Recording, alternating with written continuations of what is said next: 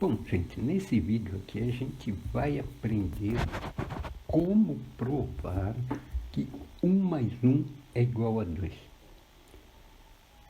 Parece uma coisa básica assim, mas precisa de uma certa vivência em matemática para poder entender a profundidade do assunto, né? Esse vídeo vale a pena para quem gosta de matemática pura, tá? Vamos pegar um exemplo. Digamos que a gente tenha que provar que @cifrão, é igual ao e-comercial, como chamam, né?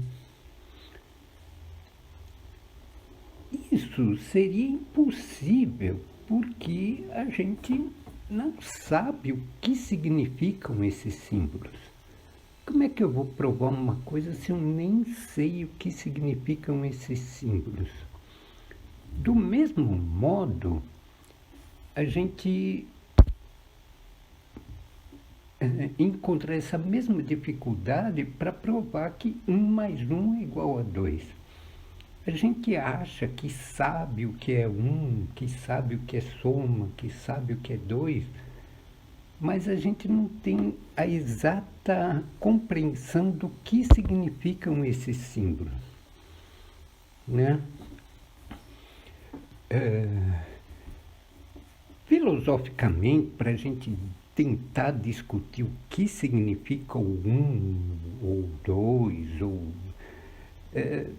daria para escrever um livro, né? Tem muita coisa de se levar em consideração, como o nosso cérebro conta os conjuntos, né? E, então a gente não vai por esse caminho filosófico. Para evitar toda essa discussão, os matemáticos dizem somente o seguinte: o 1 é um elemento de um conjunto que tem certas propriedades. Só isso. E a gente associa o número 1 aos conjuntos que têm um elemento, tá? Para provar que 1 mais 1 são 2, nós vamos partir de um ponto em que a gente já sabe a lógica, né? Toda a lógica formal, teoricamente, e a teoria dos conjuntos. Mas a gente não sabe absolutamente nada sobre os números, tá? Vamos fingir que a gente não sabe absolutamente nada sobre os números. A gente não sabe que existe o 10, que existe o 11, que 11 é maior do que 10, que 5 é primo. Nós não sabemos nada disso. E como a gente vai fazer essa prova? Nós vamos usar um método axiomático. Tá? O método axiomático funciona assim.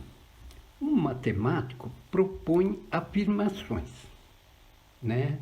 Que nós vamos chamar de axiomas ou postulados. E a gente admite que essas afirmações são verdadeiras, tá? Aí a gente usa a lógica e a teoria dos conjuntos para provar outras verdades e para definir certas coisas, como, por exemplo, definir o número 1, tá? E aquelas coisas que a gente provar, a gente vai chamar de teoremas. Bom, a gente não vai mais enrolar e vamos direto aos axiomas de Peano. Peano é um matemático italiano que ele viveu no século XIX. Então ele propôs os seguintes axiomas. Esses axiomas, às vezes, são formulados de uma outra maneira, mas, no fundo, são os mesmos, tá? Bom, então o axioma número 1 diz o seguinte: existe um conjunto N chamado conjunto dos números naturais.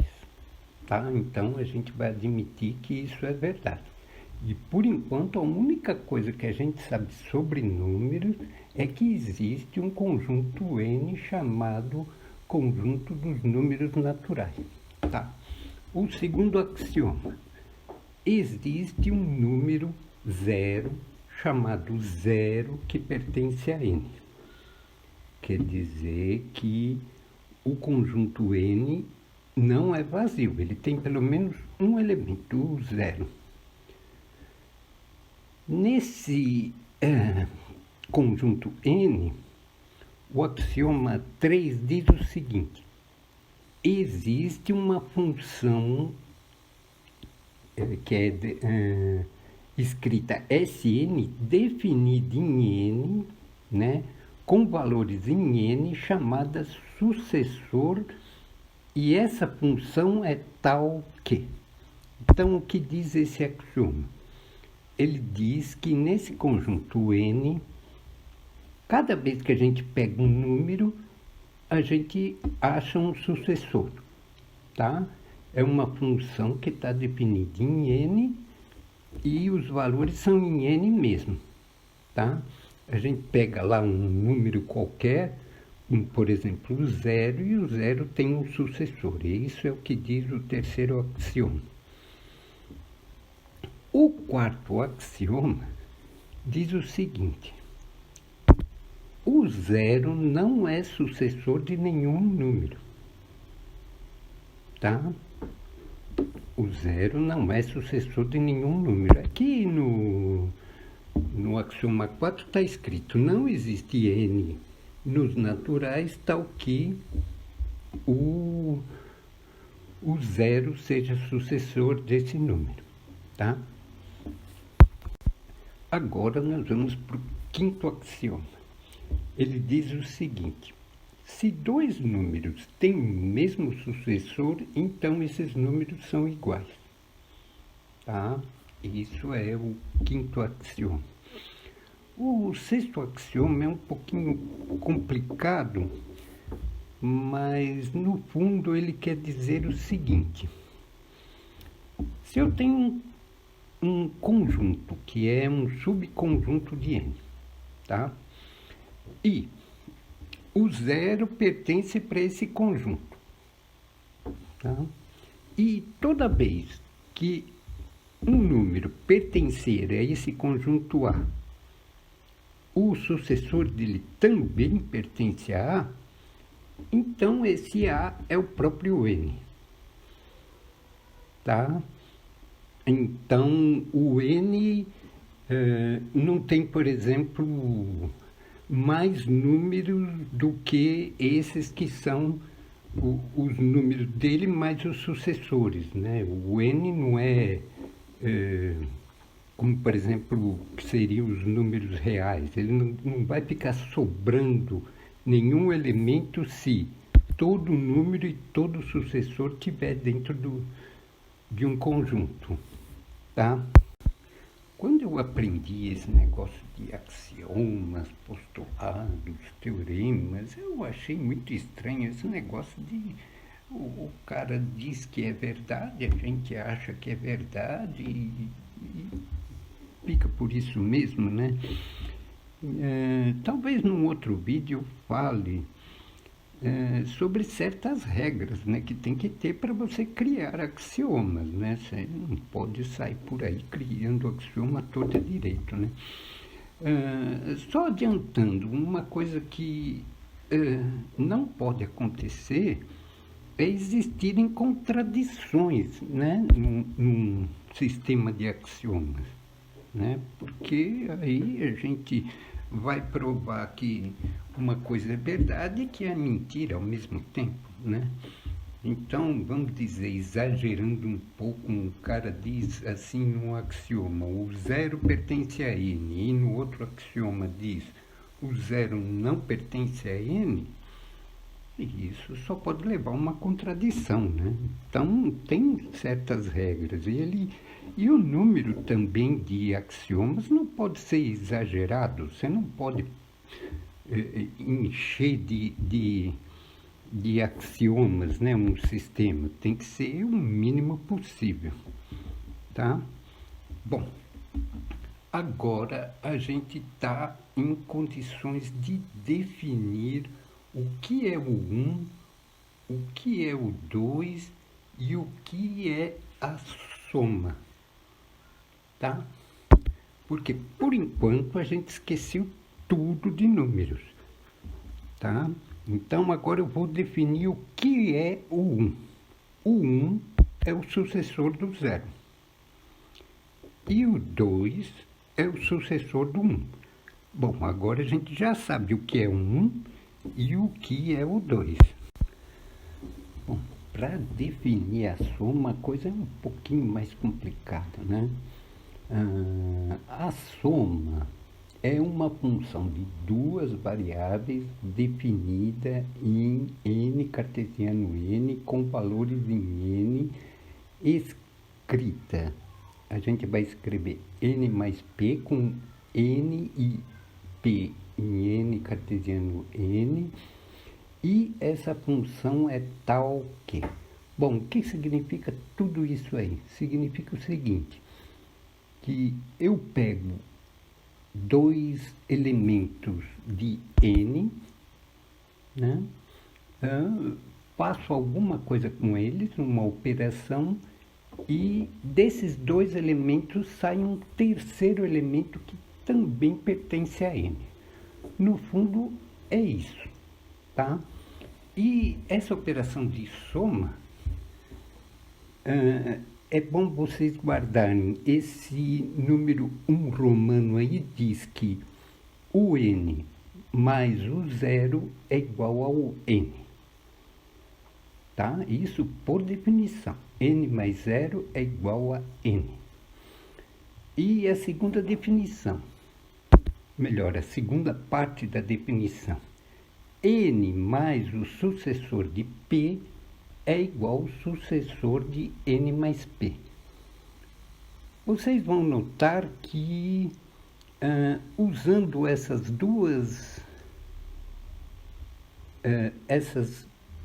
duas partes da definição, vocês conseguem qualquer soma que vocês queiram fazer, tá? Na verdade, agora a gente já estaria apto a provar o nosso teorema, que 1 mais 1 são 2, tá?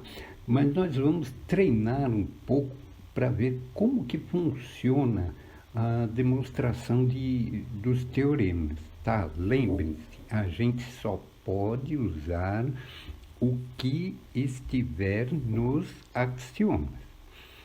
Então, vamos lá. A gente quer provar no teorema 1 que 0 é diferente de 1. Nós vamos tentar provar por absurdo. Se o 0 fosse igual a 1, então, pela definição do 1, o 0 seria igual ao sucessor de 0. Isso é um absurdo, porque o axioma 4 diz que o 0 não é sucessor de nenhum número. Tá? Então, a gente chegou a um absurdo, né? Então, o 0 é diferente de 1, já está provado. Agora, o teorema 2. O 0 é diferente de 2. Agora, vamos provar por absurdo também. Se o 0 fosse 2, o 0 seria igual ao sucessor de 1, que é o 2, né? Isso é um absurdo, porque pelo mesmo motivo do teorema 1. O axioma 4 diz que o 0 não é sucessor de nenhum número. Logo, por absurdo, provamos que 0 é diferente de 2. Agora, vamos ao teorema 3. Teorema 3, a gente tem que provar que 1 é diferente de 2. Também vamos provar por absurdo.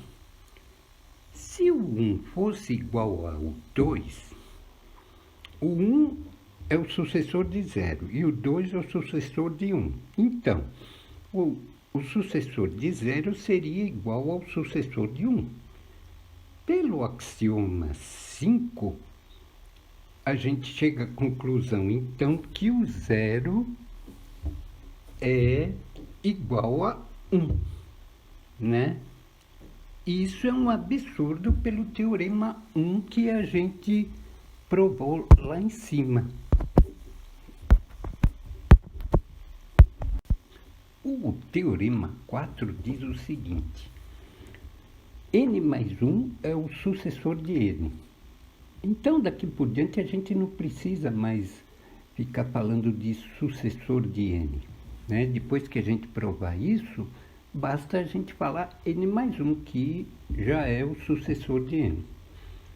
Bom, n mais 1 é igual o n mais o sucessor do zero, porque o 1 é o sucessor do zero. Na definição de soma, na parte 2, diz o seguinte, que n mais o sucessor de um número p é o sucessor de n mais p. Então, n mais 1 é o sucessor de n mais 0. Na definição de soma, na parte 1, diz que n mais 0 é igual a n. Então, n mais 1 é o sucessor de n. Finalmente, vamos provar que 1 mais 1 é igual a 2, tá? Pelo teorema 4, que a gente acabou de demonstrar lá, né? 1 mais 1 é igual ao sucessor de 1, tá? Quando a gente escreve 1 mais 1, a gente está dizendo o sucessor de 1, conforme o teorema 4, né? E pela definição de 2, nós dissemos que 2 é o sucessor de 1. Então, 1 mais 1 é o sucessor de 1, que é 2. E acabamos de demonstrar o nosso teorema.